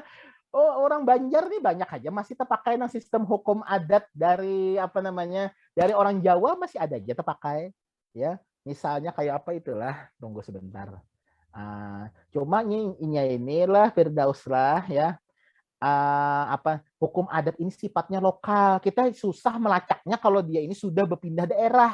Apakah dia ini hasil adopsi kah atau hasil penyelundupan hukum kah atau bagaimana? Kita susah melacaknya, ya. Susah melacak. Yang bisa dilacak itu Firdausai, ya. Apakah hukum adat ini asal datangnya dari agama atau tidak? Nah, itu bisa. Tapi kalau dilacak dari apakah ini mengambil dari hukum adat dari desa sebelah, itu susah melacaknya. Ya, susah melacaknya. Lagian apa gunanya juga kan tidak masalah juga kan? Ya. Nah, cuma yang jadi masalah itu biasanya kalau hukum adat ini apakah dia ngambil dari agama atau murni hukum adat. Nah, itu yang biasanya jadi masalah. Karena kalau dia ngambil dari norma agama, kalau ada masalah kita biasanya kembalikan ke norma agama. Tapi kalau hukum adat ini sumbernya bukan dari agama, mungkin namanya aja yang sama kayak agama, ya. Namanya aja sama yang kayak agama, tapi bukan dari sumbernya dari agama. Misalnya lah tentang tanah ulayat. Ulayat itu kan dari bahasa Arab ulayah. Tapi ini bukan diambil dari hukum adat Arab, bukan. Namanya aja dari bahasa Arab, tapi sumbernya hukum adat asli Indonesia. Nah, jadi tidak bisa kita pakai hukum Islam untuk mengatur tentang hak ulayat, tidak bisa. Ya, tidak bisa. Tapi kalau cuma mengambil dari suku yang lain, orang Banjar hendak memakai gaya suku Minang misalnya, tidak masalah. Ya, tidak masalah. Selama masyarakatnya masih menerima aja, ya, tidak masalah. Jadi bukan konflik itu, bukan konflik hukum, bukan. Biasanya konflik hukum ini kalau yang bersumber dari agama. Nah, itu ya yang bersumber dari agama. Nah, atau kayak di masyarakat masyarakat Minahasa itu ada namanya adopsi, ya. Dalam KUH Perdata kan ada juga adopsi, beda. Adopsi masyarakat Minahasa dengan adopsi KUH Perdata itu beda. Kalau adopsi dalam KUH Perdata itu anak angkat, ya, adopsi. Tapi kalau masyarakat Minahasa yang namanya adopsi itu, ya, mengupah seseorang untuk memelihara orang yang sudah tua. Orangnya kuitan, ya, kuitan sudah tua, lalu kita meminta orang lain untuk memelihara orang tua kita yang sudah sakit-sakitan itu misalnya, ya, karena mungkin kita kerjanya di luar daerah tidak bisa memelihara orang tua kita upah misalnya Firdaus, tolong pelihara abahnya Pak Rahmat. Tolong peliharanya abahnya Pak Rahmat. Kalau misalnya beliau sudah meninggal, nanti kamu jadi bagian ahli waris kami. Nah, itu adopsi ala masyarakat Minahasa. Ya. Mirip bahasanya dengan bahasa adopsi di dalam KUH Perdata, mirip, tapi beda sistemnya. Kalau dalam KUH Perdata adopsi itu adalah mengangkat anak. Ini bukan angkat anak, ini mau upah orang. Ya, mau upah orang. Sama juga saya hak ulayat tadi, asal katanya dari bahasa Arab, ulayah artinya wilayah, tapi bukan dari sistem hukum Islam, bukan. Nah, itu ya. Jadi untuk melacak, ya, bolehkah memakai sistem hukum adat yang dari desa sebelahnya, ya. Nah, itu kayaknya susah, harus dilacak dulu ya boleh atau tidak. Yang penting masyarakat menerima dulu. Ya, yang penting masyarakat bisa menerimanya. Menerima itu berarti masuk dalam sumber hukum yang nomor 5, kesadaran hukum. Nah, itu. Ya. Ada lagi? Silakan.